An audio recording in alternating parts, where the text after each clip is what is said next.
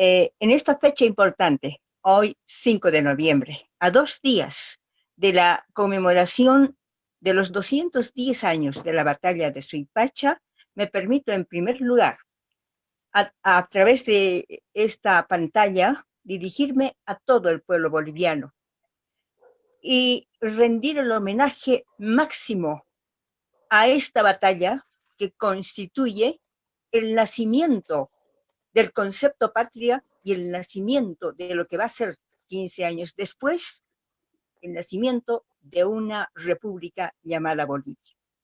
Como hoy 5 de noviembre, ya el ejército patriota, dirigido por Balcarce, estaba llegando a Tupiza para dirigirse el día 6 en la noche hacia Suipacha, en retroceso después de la derrota de Cotagaita. El título de mi trabajo, que lo había titulado, es La batalla de Suipacha, el hito en la independencia de Sudamérica. Si bien es cierto que el 25 de mayo se constituye, se habla con el primer grito libertario de América, la batalla de Suipacha es el enfrentamiento de igual a igual del ejército patriota criollo americano contra las fuerzas del ejército del rey. Es el primer encuentro donde de igual a igual, sin sentirse menos criollos ni indígenas, se enfrentan a un ejército académico y lo vencen. Por eso Suipacha se constituye en este hito que va a repercutir en Buenos Aires, en Lima, y por consecuencia va a repercutir en Chile, en el Perú, en Ecuador, en la formación y el nacimiento de las nuevas repúblicas. Suipacha es no solamente un triunfo patriota sobre un ejército realista, porque como tal los ejércitos no eran los más grandes ni los más dotados. Un ejército patriota o de los patricios que vienen desde Buenos Aires, dotados con 1.500 hombres, pero que llegan a Jujuy apenas con 70 de la caballería y apenas 200 de la infantería. Un ejército que va perdiendo en el avance y que al llegar a Salta y Jujuy se encuentran totalmente desprovistos y que van a tener que acudir a la ayuda de voluntarios con la intervención de las partidas montoneras del gaucho Güemes, y van a acudir también a las fuerzas de Tarija. Por el otro lado, en el ejército realista, los que van a participar como miembros, y lo decía muy bien el licenciado Balda, también han sido incluidos 200 chicheños llevados por Córdoba para incorporarse al ejército realista. Pero las fuerzas desbaratadas del general Nieto, que estaba en Chuquisaca, prácticamente ya no existían los 1.000 hombres que trajo desde Buenos Aires. Apenas pudo conformar dos cuerpos de ejércitos e incorporar a los provisionarios de Potosí, los Borbones del Perú, y con ellos hace su ejército que llega a 1.300 hombres. Esa es la fuerza que va a participar en Cotagaita y va a participar también en Suipacha.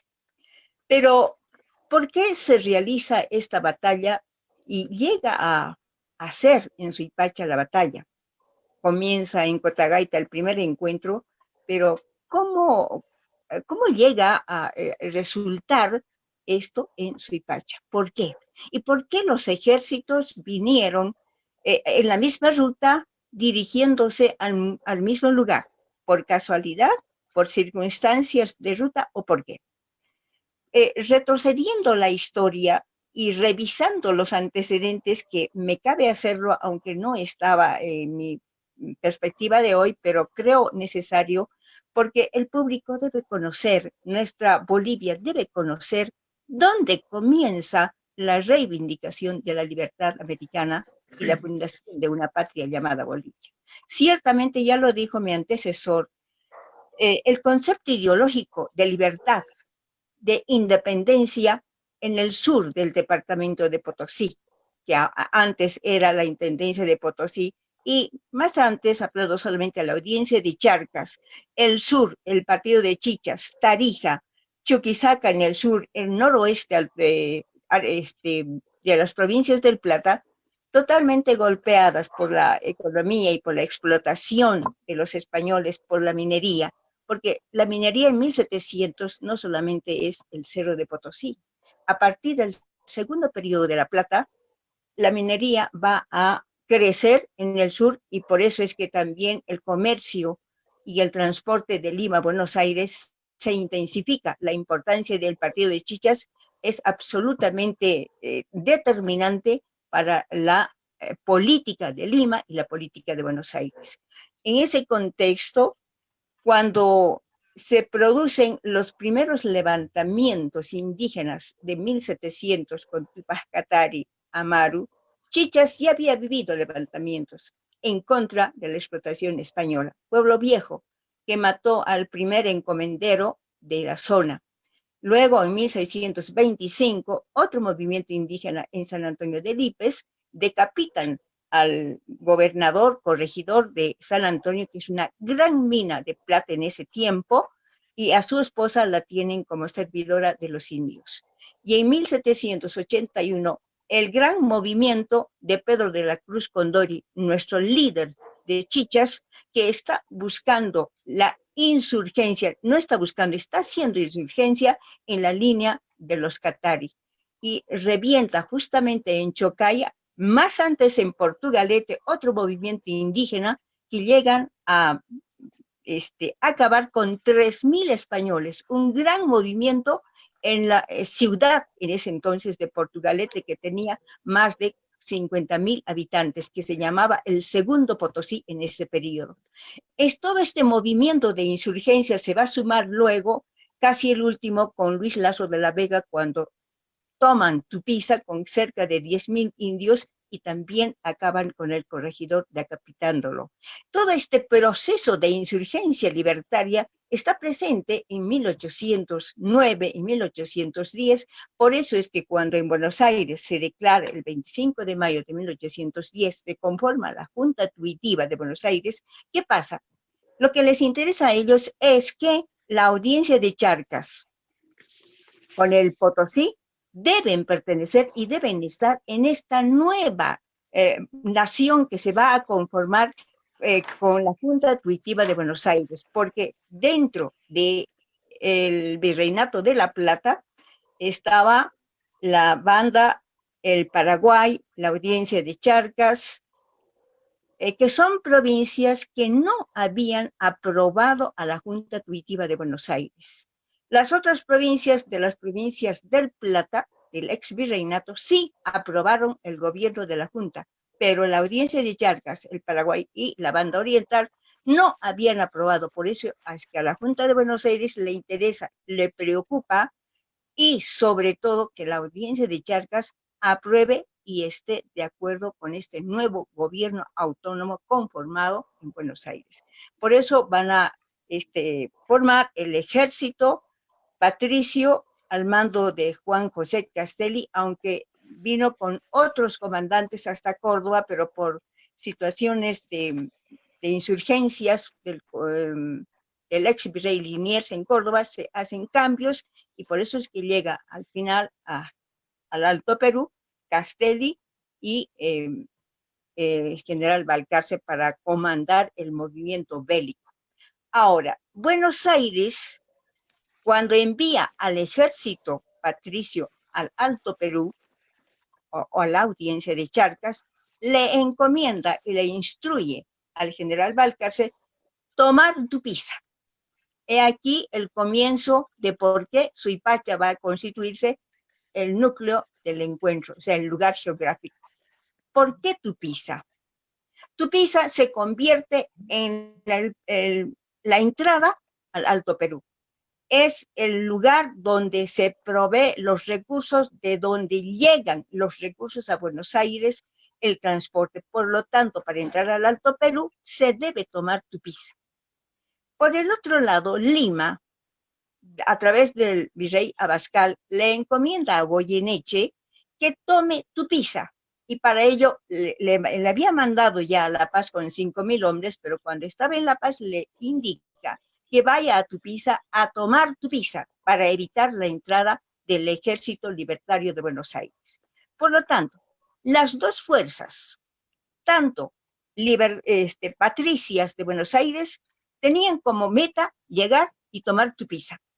Las fuerzas del rey tenían como meta llegar, tomar Tupiza. Entonces, el apuro de ambos ejércitos es llegar a Tupiza y tomar Tupiza. Porque aquí hacemos un análisis. Si las fuerzas del rey toman Tupiza, van a evitar que entre al Alto Perú las fuerzas libertarias. Si las fuerzas patricias toman Tupiza, van a hacer que las fuerzas del rey retrocedan y no puedan combatir hasta tomar Potosí, las fuerzas libertarias, y será fácil tomar luego, recuperar la audiencia de Charcas. He aquí el primer momento importante de análisis, Tupiza. Pero en el proceso ya del avance de las fuerzas, ocurre que las fuerzas del rey, con el general Córdoba, el general de brigada que había conformado los ejércitos, llegan a Cotagaita y se apresuran para tomar Tupiza. Y en agosto de 1810 toman Tupiza y de aquí van a mandar jóvenes, 200 justamente para engrosar sus filas. Pero mientras tanto, Buenos Aires, ¿qué había hecho? Había mandado no solamente al ejército, también mandó sus espías, sus instrucciones a Tarija, a Salta y a Chichas para que se vaya conceptualizando y levantando la convicción para la defensa y el combate con las fuerzas patriotas. Por eso es que en Tarija, un 18 de agosto, hay un pronunciamiento en favor de la causa de Buenos Aires. Salta lo mismo. Tupiza también debía hacer. ¿Por qué Tupiza no había hecho este pronunciamiento para la causa libertaria? Porque ya Córdoba llegó en agosto e impidió cualquier movimiento patriota, pese a que en Tupiza los ideólogos que habían estado con Bernardo Monteagudo, con Moreno en su paso a Buenos Aires, habían convenido y planificado todo el proceso de ayuda para la insurgencia libertaria. En Tupiza, como ya también lo dijo el licenciado Balda, no solamente participaron criollos indígenas, también muchos emigrados que llegaron de la Europa a nuestro continente se habían asentado en Potosí, también en Tupiza. Por eso es que el delegado Agrelo, el señor Luis Alberti, que son autoridades en Tupiza justamente a la llegada del ejército de Córdoba, son apresados porque ellos estaban coadyuvando con la causa patriota. Y eso lo vamos a ver luego en qué terminan estos señores una vez que se da el triunfo de Suipacha. Una vez que se procede al avance del ejército patriota y que ellos deben apresurarse para llegar a Tupiza, ya el general Córdoba tomó Tupiza. Pero al avance de Humahuaca, ellos se enteran del triunfo de Cochabamba. El general Balcarce se apresura a llegar a Tupiza y tomar a Córdoba de sorpresa, porque sabía que tenía pocas fuerzas. Tienen un encuentro en Sansana, una primera batalla entre las vanguardias de Güemes. Güemes estaba la vanguardia del ejército patriota y la vanguardia de Córdoba. Ahí se da cuenta el general Balcarce que no era poca cosa el ejército del rey, que estaba bien dotado. Entonces decide buscar ayuda porque ellos estaban reducidos en fuerzas y van a buscar ayuda a Salta y de ahí a Tarija para que Tarija envíe 300 hombres que los va a tomar Castelli o Balcarce, pero Tarija se había movilizado con la causa patriota y mandó 650 hombres dotados de caballo propio y arma. El general Balcarce, al llegar a Mojo, entrando ya al Alto Perú, solamente tomó 300 hombres y al resto los despachó porque consideraba que era suficiente. Y avanza hasta Tupiza, y de Tupiza el general Balcarce va a avanzar hasta Cotagaita, a donde había retrocedido el general Córdoba de Tupiza al ver que el ejército patriota venía también bastante fortalecido. Entonces, Córdoba retrocedió para recibir el refuerzo que había mandado desde Potosí Paula Sáenz y así atacar con mejor fuerza y además con una zona más estratégica Cotagaita, ¿no? Y entre tanto, los patriotas criollos de nuestra región no están todavía incorporándose, porque el ejército de Balcarce considera que con sus fuerzas van a ser suficientes y avanzan. Eh, Hay un pequeño detalle acá que la historia a veces lo confunde.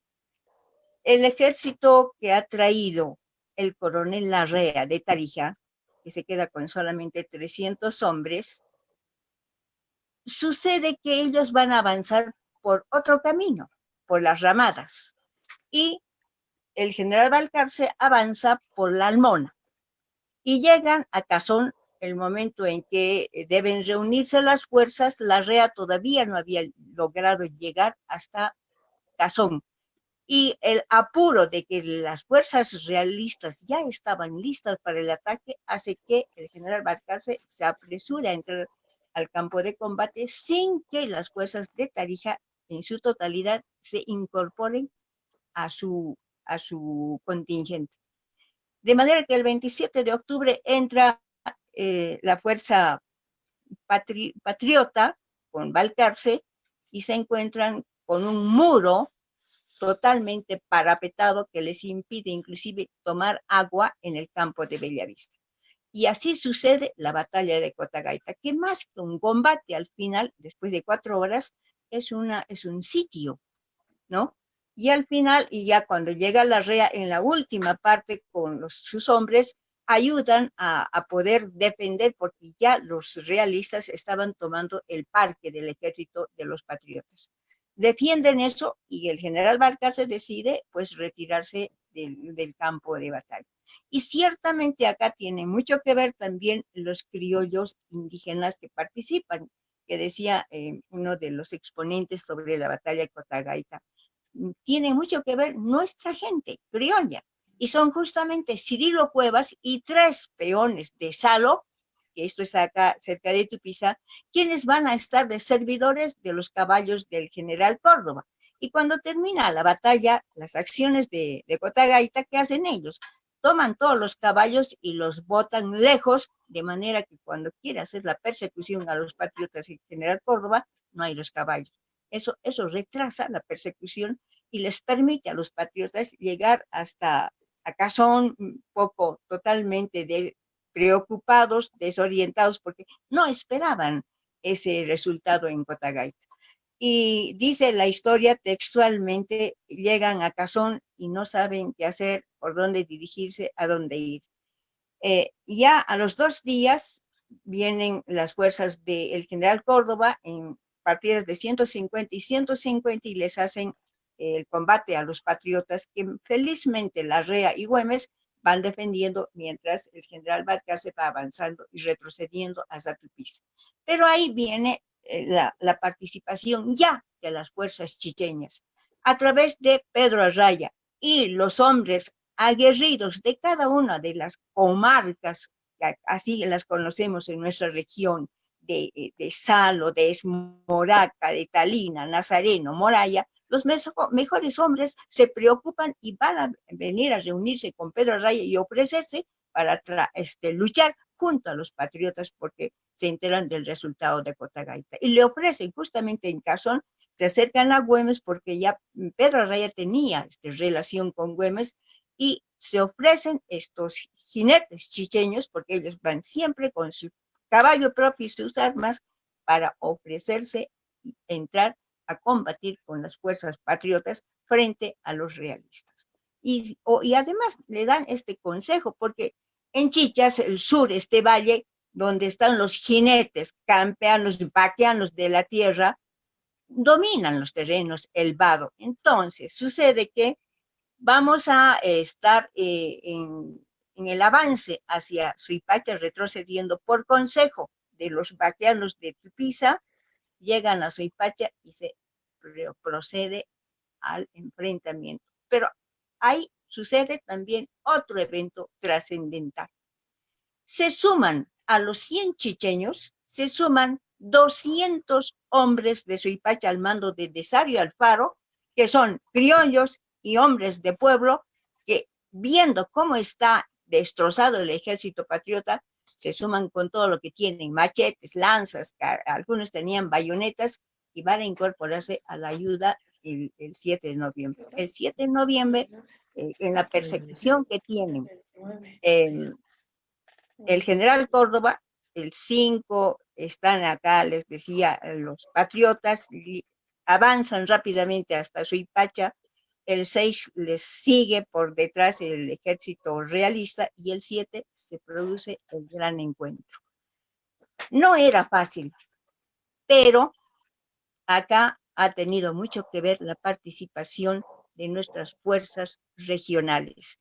Los tarijeños, al mando de Güemes, los chicheños, los cinteños, los ballistos, son los que le van a dar no solamente el número, sino el ímpetu, la fuerza, y al mando de redención o muerte, frente a 1.300, 1.500 realistas dotados de 4 cañones, los vencen, y es el triunfo de Suipacha ese 7 de noviembre hasta las 5 de la tarde en que se da el triunfo. No es un triunfo grande, no es una batalla aparatosa, pero es el primer triunfo de un ejército, de un pueblo que por primera vez de frente a frente, de igual a igual, indígenas, criollos, le dicen al español, al que siempre los ha dominado: somos tus vencedores. Y a partir de ahí nace el concepto de patria,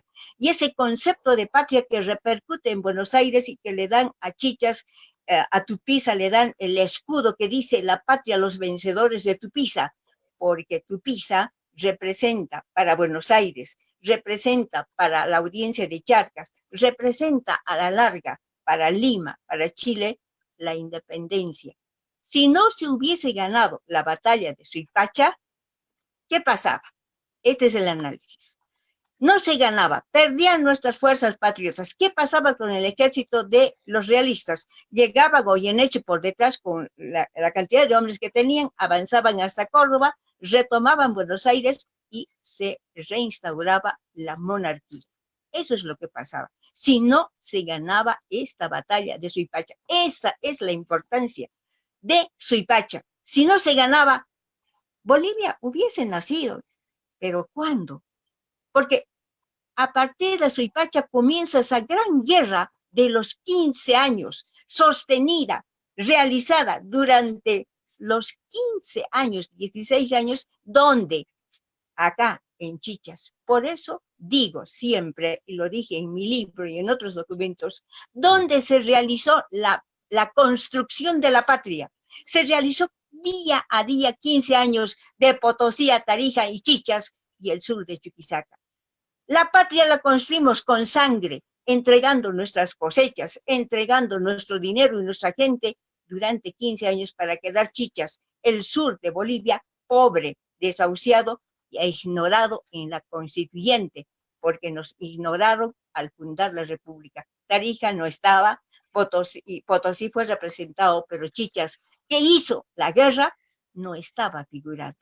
Eso es la deuda que le tiene la historia al sur de Bolivia. Porque ¿dónde se construyó la patria? No se construyó en 2, 3, 4 levantamientos. Se construyó 15 años, señores, peleando día a día como ejército patriota, como fuerza patriota primero desde Buenos Aires con el auspicio y más tarde solos, cuando Padilla, Warnes ya empiezan a darse cuenta cuál era la concepción del Alto Perú y qué quería el Alto Perú. Y un 1 de abril de 1825 se sella el sentimiento de libertad y de patria desde Chichas, porque fue un ejército patriota de Méndez, desde Tarija. Melchor Daza, un gran potosino que había estado en las batallas del Perú, en el Ecuador, había estado en la Argentina, que volvió por Salta y entró para estar en la batalla de Tuxtla. La patria nació un 7 de noviembre. Bolivia tiene que reconocer y darle a esta fecha y decir cómo se construyó la patria. Se construyó con esto, libertad, libertad que nos ha dado la autonomía de una república, de un Estado con 3 colores, rojo, amarillo y verde. Esta es mi participación, por eso le había titulado a esta presentación, aunque mis trabajos ya son más grandes, La patria se construyó desde Suipacha. Suipacha es el hito de la libertad, porque si no se ganaba esta batalla, no había tal vez guerra de la independencia.